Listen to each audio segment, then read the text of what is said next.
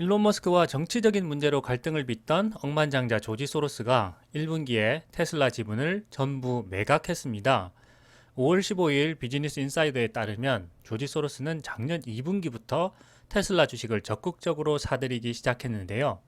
올해 1분기에 연준의 금리 동결 기대로 테슬라를 비롯한 기술주들의 랠리가 시작되고 테슬라 주가가 연초 대비 68% 상승하자 차익 실현의 기회로 보고 매도한 것입니다. 그런데 1분기에 매도하지 않고 지금까지 보유했다면 연초 대비 68% 상승이 아니라 120% 상승을 지켜볼 수 있었을 텐데 아쉬운 부분이기도 하죠. 억만장자 조지 소로스도 잦은 매매를 통해서는 큰 돈을 벌 수 없다는 것을 보여주는 대표적인 사례라고 생각됩니다. 테슬라의 주가는 올해 들어 120% 급등했고 같은 기간 S&P 500 지수는 14%, 나스닥 지수는 30%가 올랐습니다.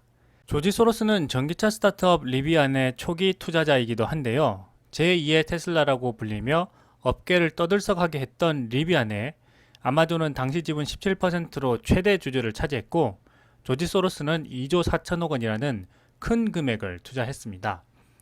제프 베이조스의 촉을 믿지 않았나 싶기도 한데요. 결과적으로 투자 대실패로 이어졌죠. 2022년 초가 되자 조지 소로스의 명성에 금이 가는 기사가 보도되기 시작했습니다. 리비안 투자로 1조 원 손실이라는 기사였는데요. 제2의 테슬라라고 불리던 기대주 리비안의 생산 차질 문제가 연준의 금리 인상 가능성 그리고 경기 침체 분위기와 맞물려 주가 폭락으로 이어졌기 때문이었습니다.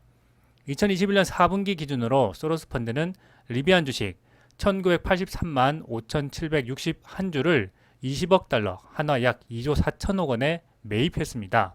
테슬라를 잡기 위해 신생 전기차 스타트업 리비안에 승부수를 던진 것이라고 보시면 될 것 같은데요. 이 무리한 승부수는 앞서 설명드렸던 2017년 포드와 GM의 자율주행 스타트업 아르고 AI의 투자 실패와 같이 큰 교훈과 상처를 남기게 됩니다.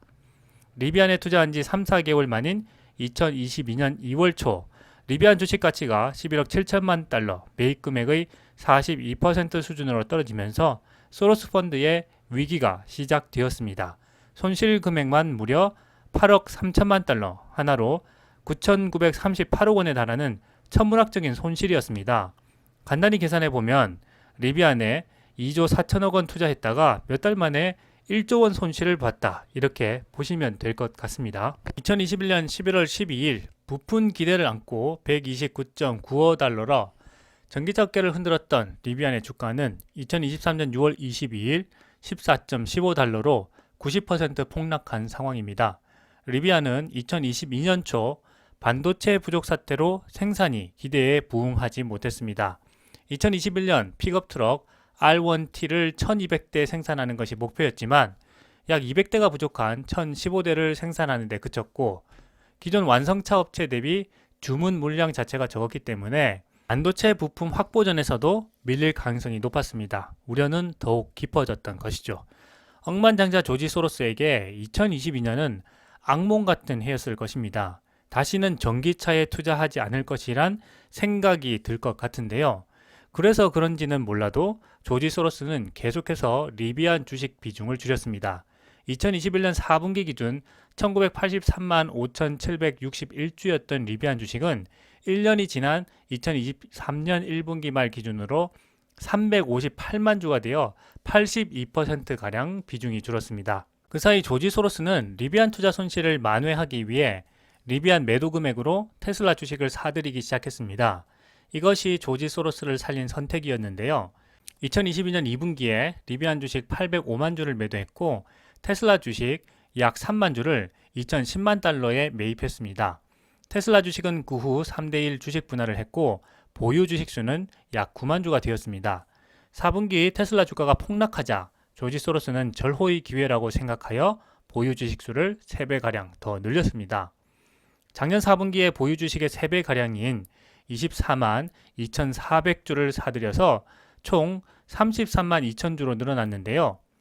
지난 1분기에 연준의 금리 동결 기대로 테슬라를 비롯한 기술주들의 랠리가 시작되고 테슬라 주가가 연초 대비 68% 상승하자 보유 주식을 모두 매도한 것입니다. 물론 그 이후에도 테슬라 주가는 계속 상승해서 올해 초보다 120% 급등했습니다. 작년 전기차 투자로 지친 조지 소로스가 탈출하고 싶었을 마음이 이해가 됩니다. 지난 3월 실리콘밸리 은행의 충격적인 파산으로 금융업계가 혼란을 겪자 소로스 펀드는 퍼스트 호라이즌 은행의 지분을 14.37% 줄였습니다. 그리고 지난 1분기 동안 월마트와 넷플릭스 그리고 중국 전자상거래 업체인 징동닷컴 등을 새로 매입한 것으로 전해졌습니다. 최근 리비안은 테슬라가 촉발시킨 치킨 게임에 휘말리면서 큰 손해를 보고 있는 것으로 전해졌습니다. 테슬라를 비롯해 전기차를 생산하는 기업들이 경쟁적으로 가격을 인하하면서 리비안 역시 가격을 낮추는 데 초점을 맞췄는데요. 문제는 리비안이 아직 정상 궤도에 오르지 못한 스타트업이기 때문에 대량 생산으로 인한 규모의 경제를 이루지 못했다는 한계가 있습니다. 원가를 획기적으로 낮추기가 어렵기 때문에 마진이 남지 않고 가격을 인하할수록 손해를 입는 구조가 됩니다. 당장 시장 점유율을 늘리기 위해서 공격적으로 차량을 판매해야 하는데 전기차를 팔면 팔수록 손실을 보는 구조이기 때문에 리비안은 가격을 낮춰도 버틸 수 있는 거대 기업들 사이에서 큰 어려움을 겪고 있습니다. 조지 소로스는 이런 전기차 업계의 큰 흐름을 투자자로서 제대로 파악하지 못했다는 생각이 듭니다. 투자가 그래서 참 어렵습니다. 억만장자 조지 소로스조차 때때로 잘못된 판단을 하기 때문입니다. 한 기업에 대해서 자세히 파악하는 것이 얼마나 어렵고 가치 있는 일인가를 조지 소로스의 전기차 투자 사례에서 알 수 있게 되는 것 같습니다. 투자의 큰 교훈으로 삼아야 할 것 같습니다. 리비안의 최근 소식을 살펴보겠습니다. 칼버즈에 따르면 리비안은 향후 출시될 R2 플랫폼 차량에 대한 세부 가격 정보를 공개했다고 합니다. R2 플랫폼을 기반으로 제작될 더 작은 크기의 SUV 가격은 4만 달러에서 6만 달러 사이라고 합니다. R1S SUV에 비하면 가격이 많이 내려온 것인데요. 지난주 도이체방크 회의에서 연설한 리비안의 CFO 클레어 맥도너는 현재 R1 플랫폼 차량이 약 7만 3천 달러부터 시작한다고 했습니다. 클레어 맥도너는 R2 SUV가 R1S가 가지고 있는 여러 가지 장점들을 유지하면서 더 저렴하게 만드는 방법에 대해 노력하고 있다고 했습니다. 업계에서는 리비안의 R2가 테슬라로 치면 모델 3 혹은 모델 Y라고 했는데요. 이미 출시한 R1T와 R1S가 테슬라로 치면 모델 S와 모델 X에 해당하기 때문에 앞으로 출시할 저렴한 R2S가 모델 3 혹은 모델 Y가 될 수 있다는 것입니다. 저렴한 보급형 모델로 출시하겠다는 이야기인데요. R1S의 장점을 유지하면서 더 작고 저렴한 차량을 생산하게 되면 리비안으로서는 어려운 상황을 극복할 수 있는 방법을 찾게 되는 셈입니다. 계획은 좋지만 과연 가능할지 그것이 문제입니다. 리비안은 수년간 공급망과 대량 생산에 큰 어려움을 겪었고 예약 주문에 대한 가격을 인상하려고 하면서 고객들로부터 큰 비판을 받기도 했는데요. 앞으로 어떻게 이 어려움을 극복해 나갈지 점점 궁금해집니다. 포드와 GM에 이어 한때 테슬라의 대항마로 불렸던 리비안이 테슬라 슈퍼차저를 사용하기로 결정했습니다. 이 소식이 주식시장에 전해지며 6월 20일 테슬라 주가는 5.34% 급등한 274.45달러를 기록했고 리비안도 덩달아 5.51% 급등했습니다. 시간의 거래에서도 큰 폭으로 상승하고 있습니다. 포드 자동차와 제너럴 모터스에 이어 리비안도 테슬라의 전기차 충전 네트워크를 사용하면서 이제 테슬라의 충전 방식이 북미에서 사실상 표준으로 자리 잡고 있다는 평가가 나오고 있습니다. 6월 20일 로이터는 리비안과 테슬라의 계약 내용을 소개했는데요.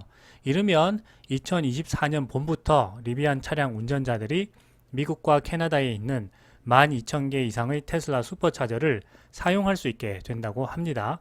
뿐만 아니라 리비안 또한 포드와 GM과 같이 2025년부터 자사 전기차에 테슬라의 북미 충전 표준인 NACS를 적용할 예정이라고 밝혔습니다.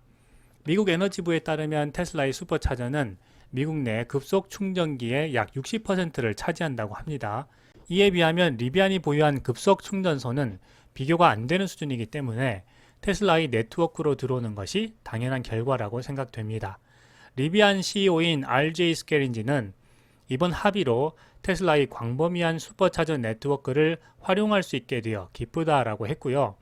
테슬라의 충전 인프라 책임자인 레베카 타누치는 전기차 업계가 북미 충전 표준인 NACS를 채택하기 위해 함께 하게 되어 기쁘다라고 했습니다. 웨드부시 증권 애널리스트인 댄 아이브스는 테슬라의 미국 전기차 충전 인프라를 지배하기 위한 본격적인 게임이 시작됐다라고 했고요.